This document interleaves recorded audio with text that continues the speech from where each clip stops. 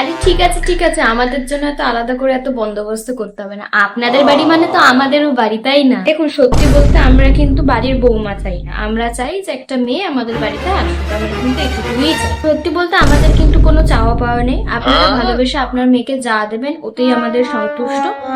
আর তার থেকে বড় কথা, আমার ছেলে তো ফ্ল্যাটটা কিনেই নিয়েছে।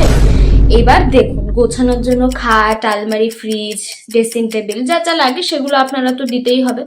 সবই তো আপনার মেয়েরই থাকবে, আমাদের আর কি।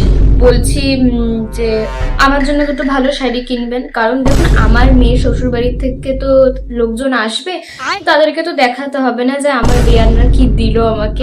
ওই জন্যই দিদি, আরেকটা কথা আমি আগেই বলে দিই, আমার মেয়ে কিন্তু বলেছে আমার মেয়ের যে ছোট ছেলে রয়েছে 4 বছরের, ওর জন্য কিন্তু একটা সোনার চেন দিতে হবে। আসলে দেখুন, ও তো আমার ছেলের হয়ে নির্ভর সেজে আসবে, তাই।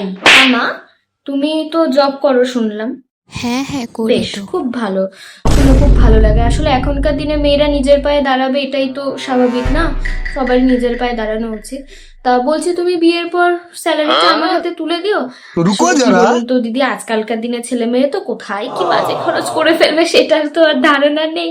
তো আমাদেরকেই তো একটু বুঝিয়ে বুঝিয়ে রাখতে হবে না? গুছিয়ে দিদি, আমার বাড়িতে আলাদা করে কোনো কাজের লোক নেই, এতদিন আমি করতাম কষ্টের সৃষ্টে। আর আপনার মেয়ে গেলে আপনার মেয়েই তো সবটা গুছিয়ে নেবে, কারণ আমার যে হাঁটু ব্যথাটা বেড়েছে না, আমি আর পেরে উঠছি না দিদি সংসার সামলাতে। তাই আপনাকে কিন্তু আমার বাড়িতে একটা মেয়েই পাঠাতে হবে।